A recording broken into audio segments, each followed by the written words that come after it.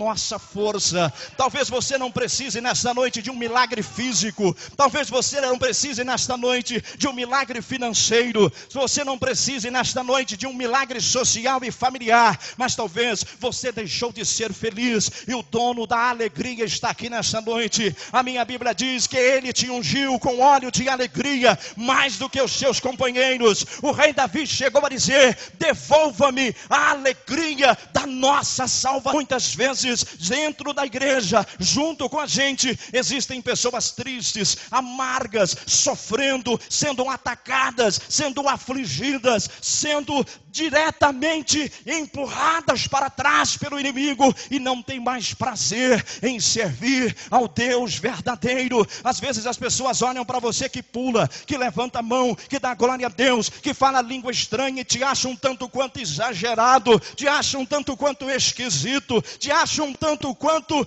assim, de forma extravagante. Não precisa de tudo isto. Eu preciso dizer para você nessa noite de hoje, que quando o Espírito de Deus toma o ser humano, ele faz como fez com Ezequiel, coloca a cara dele no chão, no pó, só para mostrar que ele é Deus, ele é o dono da alegria, o dono da felicidade. E nesta noite eu vim aqui com a autoridade do Espírito Santo de Deus para te profetizar, para dizer que você vai receber uma unção de alegria nessa noite, em nome do eterno Deus. Ezequias e o povo de Judá estava feliz da vida, voltaram a sorrir, voltaram a sentir a presença de Deus, talvez com uma bela música dos levitas, talvez com o jejum que quebrantou a carne, os aproximou de Deus. O ano era 705 a.C., o nome da fera que Satanás estava usando era Senaqueribe. Senaqueribe significa o Deus da lua. Senaqueribe era o chefe do exército da Síria, o exército mais poderoso da época, o exército mais numeroso da época, o exército talvez com o maior armamento bélico de toda aquela época. E o exército da Síria se gabava de fazer atrocidades àqueles prisioneiros que eles aprisionavam. O exército da Síria então se mobiliza.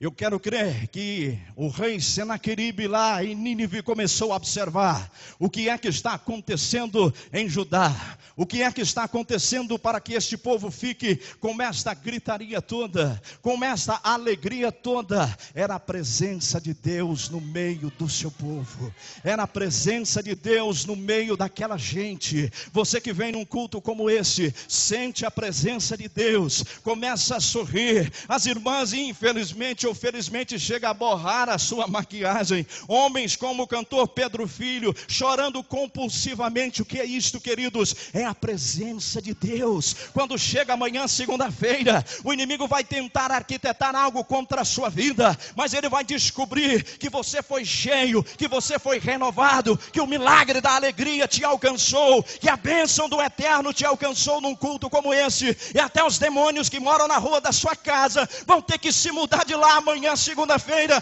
porque você vai sair daqui saltando e pisoteando a cabeça do inimigo. Em nome de Jesus, receba a unção de Deus na sua vida. Então Senaqueribe arquiteta um plano e começa a atacar as cidades menores do que Jerusalém. A história conta que ele começa a saquear as cidades de Judá. Ele consegue saquear 46 cidades. 46 cidades ele começou a saquear, começou a destruir ali. Então ele parte para o alvo maior. Senaqueribe, depois de saquear as pequenas cidades, disse para os seus súditos: vamos a Jerusalém, vamos saquear Jerusalém, vamos envergonhar aquele povo que canta, vamos envergonhar aquele povo que levanta a sua voz pela madrugada, aquele povo que dobra os seus joelhos enquanto um animal está sendo queimado no holocausto, e enquanto não acaba a última fumaça, ele não levanta o seu joelho. Então Senaqueribe, com uma pitada de malignidade do seu coração, então ele e o seu exército ruma para Jerusalém. O povo vivendo acuado, O povo então, os remanescentes que sobraram das 46 cidades, correm para Jerusalém. E chegam lá e dizem a Senaqueribe: vem aí. Dizem ao rei Ezequias: Senaqueribe está vindo com o seu exército. Então o rei Ezequias faz ali algumas mudanças para a segurança. O rei Ezequias então manda alguns mensageiros até Senaqueribe e pede a ele uma trégua. Chega até pagar pela liberdade, chega até pagar por algo que parecia impossível, mas não adiantou. O exército de Senaqueribe não tinha diálogo, não tinha trégua, ele não dialogava com ninguém. O exército da Síria naquela época, eles pegavam seus prisioneiros de guerra, furavam os seus olhos, cortavam os seus lábios, arrancavam os seus braços, e ainda pior, ele pegava um soldado de Judá vivo, espetava ele numa estaca e deixava ele ali com a estaca no seu abdômen morrer, aquilo que chamamos de morrer à míngua, morrer ao sol causticante, e eles se gloriavam disto. Então o povo de Deus se reúne em Jerusalém. Eles estavam lá em Jerusalém acuados. De longe eles começaram a avistar o exército de Senaqueribe, o exército que se aproximava, o exército que estava vindo em direção a Jerusalém para destruir aquela cidade. Meus queridos e amados irmãos, o melhor lugar para se estar, para se proteger dos ataques do inimigo, é aqui onde você está nessa noite. O melhor lugar para receber a proteção do alto é no templo, é caminhando para a casa de Deus. Mas o povo estava lá enclausurado dentro da sua própria casa. O povo estava ali fechado dentro de Jerusalém. Talvez você comece a observar essa história. Aquele exército numeroso já havia destruído 46 cidades. Então não tinha mais perspectiva de salvação, perspectiva de se livrarem daquele ataque do inimigo.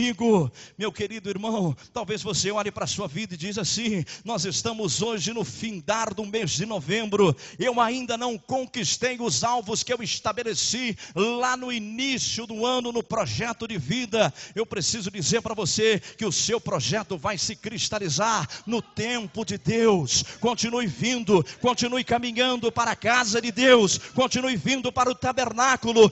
A Bíblia diz, através do apóstolo Paulo, escrevendo aos Filipenses, capítulo de número 3, eu prossigo para o alto. Antes ele disse: eu esqueço-me das coisas que para trás fico, eu prossigo para o alvo, para o prêmio da soberana vocação. Você talvez não recebeu aquilo que você pediu lá no seu projeto de vida, mas eu gostaria de ver quantos projetos de vida está escrito pedindo Maranata, pedindo: ora vem Senhor Jesus, ora vem Cordeiro de Deus, aquele que nos resgatou. Meu irmão, Paulo estava dizendo assim: eu quero esquecer do que eu não conquistei, eu quero esquecer do quanto eu sofri, mas eu quero prosseguir para o alvo, para o prêmio da soberana vocação. Você foi vocacionado para ir morar no céu, para reinar com o Senhor Jesus. E eu preciso dizer para você que Jesus Cristo de Nazaré, Ele está voltando para buscar uma igreja avivada, para buscar uma igreja que canta, que adora, que fala em língua estranha, que tem compromisso em congregar, que tem compromisso em honrar a sua direção eclesiástica. Uma igreja que está pronta para subir quando a trombeta de Deus tocar, para morar eternamente com o Rei dos Reis e Senhor dos Senhores. Meu querido, não pare na sua caminhada. O povo estava lá dentro de Jerusalém, os portões foram fortificados, o rei Senaqueribe arquitetando uma maneira para atacar a fortificação da época, Jerusalém. Ele estava tentando encontrar um meio, encontrar um método. Em uma bela manhã, um comandante do exército da Síria chega até perto do muro de Jerusalém e começa a ler uma carta que fora direcionada ao rei Ezequias, mas uma carta com um teor muito estranho. Aquela carta, além de desmoralizar o monarca Ezequias, aquela carta, além de desmoralizar o povo de Deus, aquela carta estava afrontando o Deus dos céus e o Deus da terra. Aquela carta que Senaqueribe escreve através de Lex, estava afrontando o Deus Todo-Poderoso. Olhe para cá, por favor. Deus tem cuidado de você.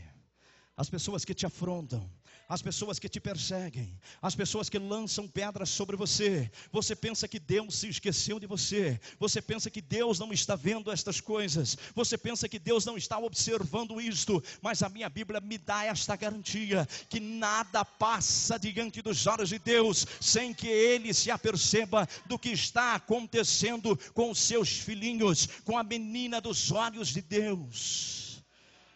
O inimigo sempre comete um erro, pastor Iracema. Aquela carta estava afrontando diretamente o Deus verdadeiro. E quando nós olhamos para a história, todas aquelas pessoas que afrontaram a Deus, todas aquelas pessoas que disseram algumas palavras que chegaram a afrontar a Deus, tiveram problemas. Quantas pessoas têm dito que você não vai prosperar? Quantas pessoas têm dito que o seu ministério não vai avançar? Quantas pessoas têm dito que o seu ministério é só aqui mesmo? O seu ministério é uma coisinha simples, o seu ministério não vai além das fronteiras, que você não vai ter um casamento abençoado, jovem, que você não vai passar no vestibular dos seus sonhos. Isto é mentira de Satanás. Quantos têm promessa de Deus aqui? Deixa eu ver quantos têm promessa de Deus aqui. Olha só, levante a mão bem alto, quem tem promessa de Deus? Quantos acreditam nas promessas? Digam assim, faça assim com as suas mãos. Eu preciso dizer para você, que Deus disse para Jeremias, lá no primeiro capítulo, versículo de número 4, ele diz assim: antes que eu te formasse no ventre da sua mãe, eu já te conhecia, eu já sabia, e eu te dei por profeta. Se Deus fez uma promessa na sua vida, Ele não é homem para que minta, e a promessa de Deus vai nascer na sua vida, ela vai nascer no tempo certo. Está sendo gerada a promessa está sendo gerada. A promessa não nasce para ir para a incubadora, não, ela nasce forte, ela nasce com um teor de fortificação muito grande. Sabe por quê? Porque quando a promessa nascer, o inferno